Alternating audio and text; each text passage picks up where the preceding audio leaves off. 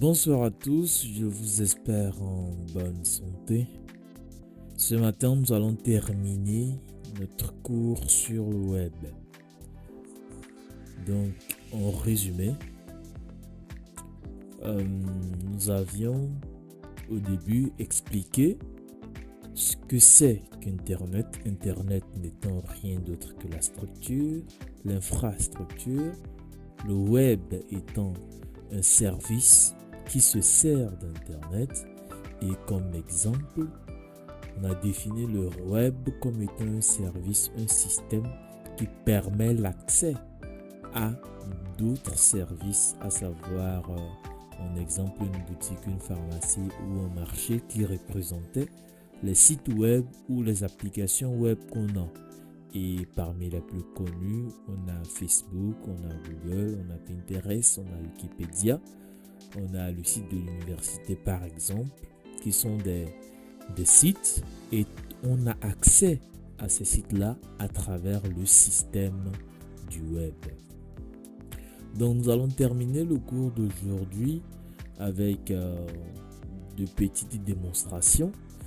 Nous avions vu dans la journée d'hier le fonctionnement d'une URL, ce qu'on appelle des liens.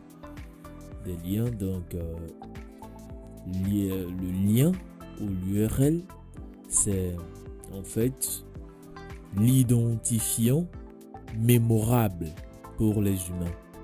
Donc on avait vu que chaque service ici avait un identifiant. Donc chaque service ici avait son identifiant. Mais comme on ne peut pas retenir par exemple 192.88.14.2, alors on s'entend tous ensemble que au lieu de retenir ça, ça sera par exemple facebook.com. Donc là, pour un humain, ceci est facile à retenir et c'est ça qu'on appelle une URL, un lien. Voilà. Maintenant, lorsque vous allez dans le navigateur, c'est l'URL ou encore le lien que vous saisissez dans la barre URL. Et lorsque vous le saisissez, vous savez bien que derrière la vraie adresse, quand vous saisissez facebook.com, vous avez en tête que la vraie adresse, c'est un certain 192.14.2.4 par exemple. Mais lui, c'est l'adresse qu'on peut retenir. Maintenant, lorsqu'on saisit ce lien-là, on saisit ce lien dans un navigateur. Et c'est quoi le rôle du navigateur? Le rôle du navigateur, c'est le rôle du navigateur, on a un navigateur ici. Navigateur. Le rôle du navigateur sera donc de transformer les fichiers, parce qu'un site web n'est rien d'autre qu'un ensemble de fichiers. Donc le navigateur aura pour rôle de transformer les fichiers et dossiers en un aperçu que vous pourrez comprendre. Donc le navigateur, c'est un transformateur. Donc nous allons tout de suite passer à la pratique. Hier, on avait vu que comme navigateur, on avait Safari pour ceux qui sont sur Apple. On a Google Chrome, le plus connu. On a Firefox qui est également bien. On a Microsoft Edge qui est le navigateur qui vient avec le système d'exploitation Windows. Donc là, nous allons quitter notre tableau et nous allons venir par exemple dans un navigateur. Donc je le ferme et j'ouvre Google Chrome par exemple. Je l'ouvre. Là, c'est un navigateur que je viens d'ouvrir. Sur le navigateur, j'ai créé plusieurs profils. Donc ça, c'est mon profil. Ça, c'est pour l'entreprise. J'ouvre mon profil et là, généralement, dans tous les navigateurs, vous aurez à peu près cet aperçu, vous aurez toujours une barre ici qui servira à saisir l'URL. Donc, si j'ouvre Firefox, ça sera le même système. J'ouvre Firefox comme ça. Vous allez voir, on aura toujours cette barre URL. On appelle ça une barre URL. Donc ici, on a la barre URL. Si j'ouvre Microsoft Edge, vous allez voir que c'est pareil. On a la barre URL toujours. Et c'est dans cette barre URL là que nous allons saisir le lien vers le site où nous voulons aller. Vous voyez? Donc par exemple, si je veux aller sur Facebook, je sais que le lien ou l'adresse de Facebook que l'humain peut retenir, c'est facebook.com. Et si je clique sur Entrée, là je serai redirigé vers le site web de Facebook. Maintenant, je vais vous expliquer dans quelques instants pourquoi j'appelle le navigateur comme étant un convertisseur. Mais déjà, vous comprenez que on a besoin de cette adresse pour savoir où aller. Donc, on a besoin de cette adresse. Le web, c'est un système qui donne accès, mais c'est un peu comme si on est sur une route, sur des routes comme ça. Il y a des maisons, il y a des maisons, il y a des maisons. Mais il faut préciser l'adresse de chaque maison. Si ça c'est 1, ça c'est 2, ça c'est 3.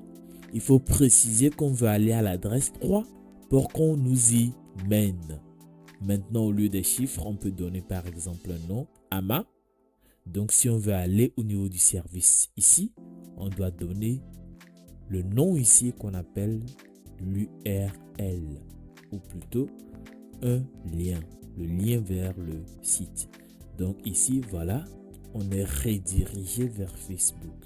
Si on va aller sur Google, l'URL de Google, c'est google.com.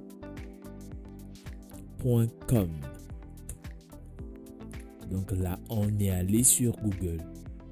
Donc cette barre qu'on appelle la barre URL ne sert pas qu'à entrer des URL. Elle sert également à faire des recherches.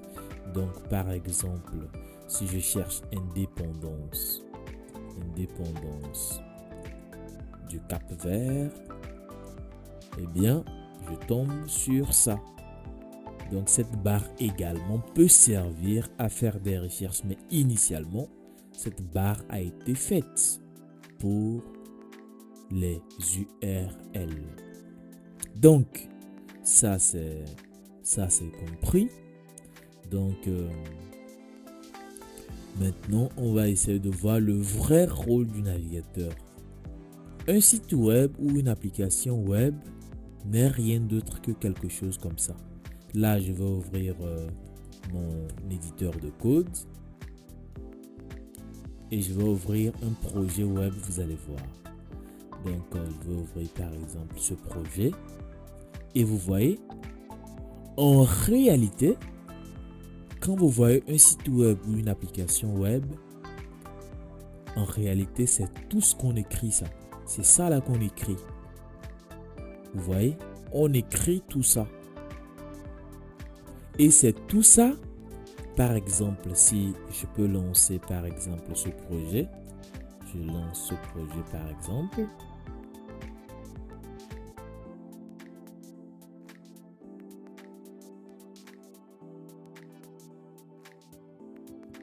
Lorsque je l'ouvre, vous voyez que ça s'ouvre dans un navigateur.